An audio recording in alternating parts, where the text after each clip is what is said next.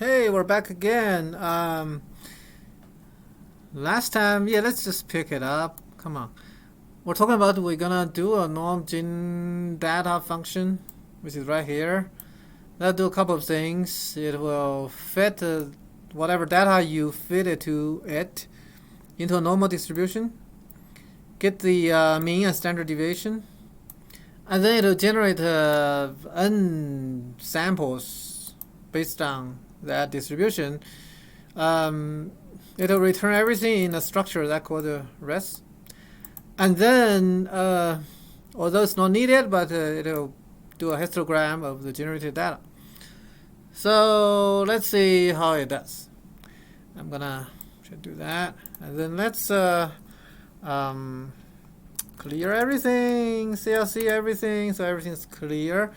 And let's, yeah, I don't know what to give you, but yeah, maybe let's just, just use our rainfall and settlement data from the MP. I'm just gonna drag it. Okay, we got rain, we got settlement. All right. So I'm gonna just do this. Okay. Norm gen data. I'm gonna do this, and then Matlab should look into the function and then pull what we needed. So data and then okay. So let me say, okay, I want to do, yeah, ring. Maybe I do the ring for. And then, the original data on ring for, we have 30 data points. You know what? I'm gonna like generate 1,000. Yeah, 1,000 data points. Then just close it. And remember, it's always good practice to assign your things to something. Otherwise, it'll be in ans, which you don't want it. Let's just assign to A. And yeah, there's nothing called A here, so we're good. So we're gonna just set wrongs. Oh. Unidentified function MUF. Oh yeah, there's a typo here. Yeah, well, that's all good. Yeah, it should be just MU, right? MUF. What am I doing? All right, so it's hopefully it'll run. Okay, let's do that again. Okay, let's do that again. Okay. Oh, okay. See, it returns A. The A, as you see, is a structure with following what they call fields, which I could say is just like bins. There's a mu field, which is this number. There's a STD, standard deviation, field, which is this number. And then there's data field, which is a variable like that. So if you really look at it like here, that's your A, that's your structure. You look at the structure, it's like a tree structure, really. If you like double click on it, it'll have 3 fields, right? You got this one, and this one. Okay, anyway. So if you really want this thing, you can just do like a dot mu. It will return you that thing. But that's not that important. The important thing is like, hey, look at this. Remember, we have a program here that's called histogram. Basically, it generated 1,000 data. Then this is histogram, where it's around, yeah, average is about 6-ish, 6 or 7, and then doing this. Okay, you're like, oh, okay, great.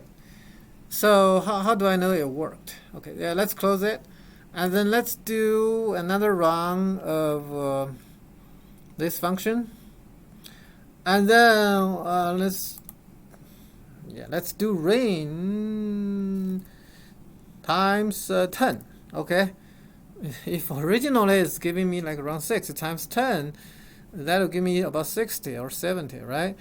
So I'm gonna just run it. And yeah, look at histogram.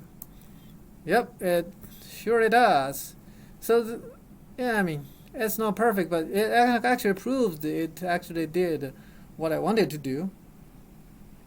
But apparently there's some negative rainforce, which is not good. But that's the reason that we actually ask it to fit into a normal distribution. Then you're gonna say, oh, you know what?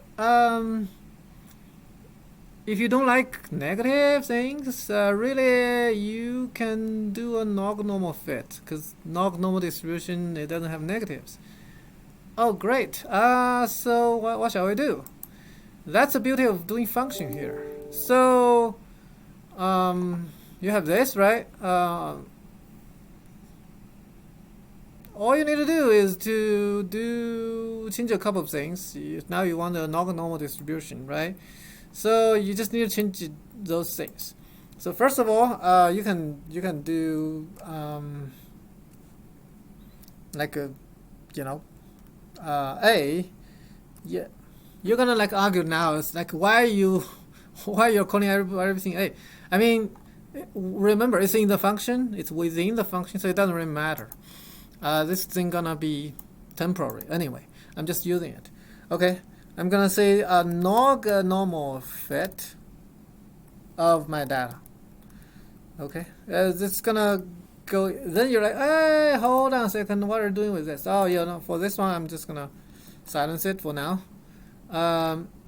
Then when you do the R&D, apparently I'm gonna like copy and paste, and then I'm gonna like silence this guy. I'm gonna change normal to normal R&D, and then I have to. I believe it's this, but we'll see how it happens. So basically, normal, it also has two parameters to control it. What it does is that it will store it in A. The first one parameter and second parameter will be in A, and it should. What does this say? Okay, it should work. Okay. Yeah, I could have changed this to gen data, but you know what? I'm just gonna continue to call it like that, so that I don't have to do anything here. So let's try it. So right now I'm still kind of running this thing, you see, but since I have a data operation inside my function to change the normal fit into log normal fit, I should not have negative numbers anymore, right? We'll see what happens here. So let's run it. Oh boy. No. Oh, okay. Yeah, of course. Well, what happens is like the mu. Yeah, I don't have mu anymore because I silenced this one.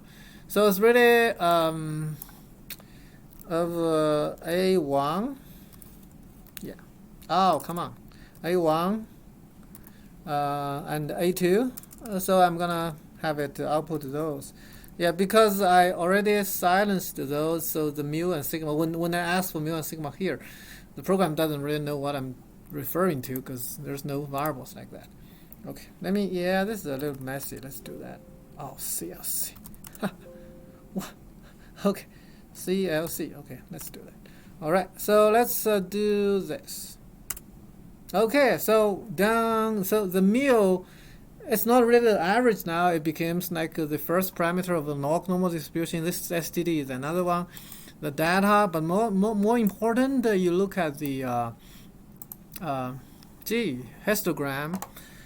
So nothing under 0 here. It's became a nice log normal distribution, where the average is about 60, which is what we intended.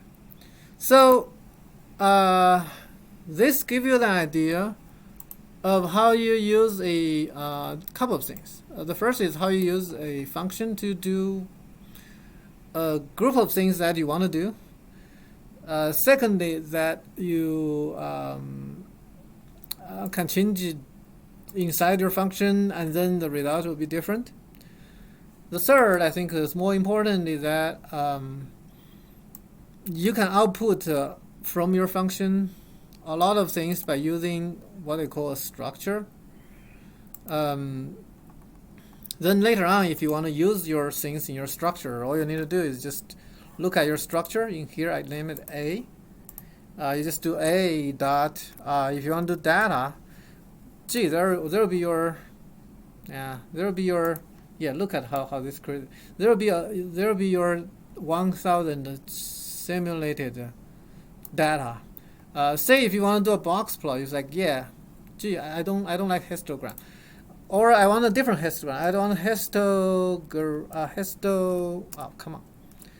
histogram of the data I generated, data I generated, but I want 30 bins instead of like traditional, yeah, by default, whatever. So yeah, you can do that. Like, see, you got a much refined histogram. Or you just want a like a bar, no, not a bar plot, that'd be crazy, like a box plot. Yeah, apparently you don't want like 30 here, like what is that? So you can get a you can box plot, and then like this one you see a whole bunch of like outliers, simply because it is 1,000 data, right? A lot of things can go out of bound of 1.5 Q, and there's no outlier here because simply log normal is bounded by 0, and yeah, this is likely 0, or yeah, not much. But anyway, that's it for this one, and we'll talk about something else later.